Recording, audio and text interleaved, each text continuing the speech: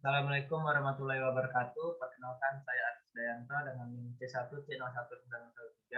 Saya akan menjelaskan mengenai akad ijarah dengan dosen menempuh Dr. Guru Eka Putra, SDMSI, CIGNR, CSRS. Ada 4 pokok pembahasan. Yang pertama, pengertian akad ijarah. Yang kedua, jenis akad ijarah. Yang ketiga, dasar syariah akad ijarah. Dan yang terakhir, perlakuan akuntansi PSAK 107. Pengertian akad ijarah. Menurut Sayyid Sabiq dalam fikih sunnah, al-ijarah berasal dari kata al-ajru, yang berarti al-iwadu atau ganti atau kompensasi. Ijarah dapat didefinisikan sebagai akad pemindahan hak guna manfaat atas suatu barang atau jasa dalam waktu tertentu dengan pembayaran upah sewa atau ujrah tanpa diikuti dengan pemindahan kepemilikan atas suatu barang atau jasa atau mempekerjakan seseorang dengan jalan penggantian atau membayar sewa atau upah sejumlah tertentu. Jenis akad ijarah berdasarkan objek yang disewakan. Yang pertama ada manfaat atas aset yang tidak bergerak seperti rumah atau aset bergerak seperti mobil, motor, pakaian, dan sebagainya. Lalu yang kedua, manfaat atas jasa berasal dari hasil karya atau dari pekerjaan seseorang. Lalu berdasarkan PSAK 107 ada 4. Yang pertama, ijarah merupakan sewa menyewa objek ijarah tanpa perpindahan risiko dan manfaat atas kepemilikan aset terkait dengan tanpa wad untuk memindahkan kepemilikan dari pemilik atau mujir kepada penyewa atau mustajir pada saat tertentu.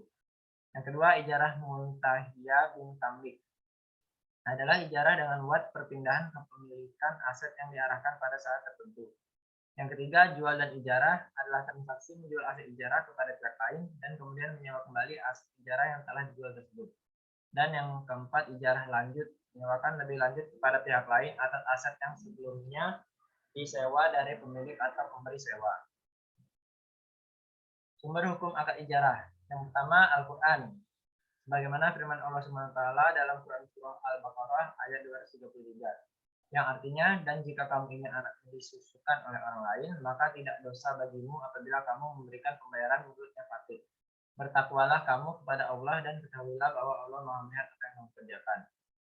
Rukun dan ketentuan akad ijarah. Rukun ijarah ada 3. Yang pertama pelaku, yang kedua objek, dan yang ketiga ijab kabul. Ketentuan syariah akad ijarah. Yang pertama pelaku harus cakap hukum dan balik. Lalu yang kedua objek akad ijarah. Untuk manfaat aset atau jasa adalah harus bisa dinilai dan dapat dilaksanakan dalam kontrak. Harus bersifat dibolehkan secara syariah atau tidak diharamkan. Dapat dialihkan secara syariah, harus dikenali secara spesifik sedemikian rupa untuk menghilangkan ketidaktahuan yang dapat menimbulkan sengketa. Jangka waktu penggunaan manfaat ditentukan dengan jelas. Lalu untuk sewa dan upah, yaitu harus jelas besarannya dan diketahui oleh para pihak yang berakad. Boleh dibayarkan dalam bentuk jasa atau manfaat lain dari jenis yang serupa dengan objek akad. Lalu untuk ketentuan syariah untuk ijarah muntahiyah bin tamlik, pihak yang melakukan ijarah muntahiyah bin tamlik harus melakukan akad ijarah terlebih dahulu. Janji pemindahan kepemilikan yang disepakati di awal akad ijarah adalah buat yang hukumnya tidak mengikat. Dasar syariah akad ijarah. Untuk sebelum akad ijarah berakhir, ada 5 poin. Yang pertama, periode akad sudah selesai sesuai perjanjian, namun kontrak masih dapat berlaku walaupun dalam perjanjian sudah selesai dengan beberapa alasan. Yang kedua, periode akad belum selesai tetapi pemberi sewa dan penyewa sepakat menghentikan akad ijarah. Yang ketiga, terjadi kerusakan aset. Yang keempat, penyewaan tidak dapat membayar sewa. Dan yang kelima, salah satu pihak meninggal dunia dan ahli waris tidak berkeinginan untuk meneruskan akad karena memberatkannya. Lalu untuk perlakuan akuntansi, PSAK 107. PSAK 107 mengatur pengakuan, pengukuran, penyajian, dan pengungkapan transaksi ijarah. Ijarah adalah akad pemindahan hak guna manfaat atas suatu aset dalam waktu tertentu dengan pembayaran sewa atau ujrah tanpa diikuti dengan pemindahan.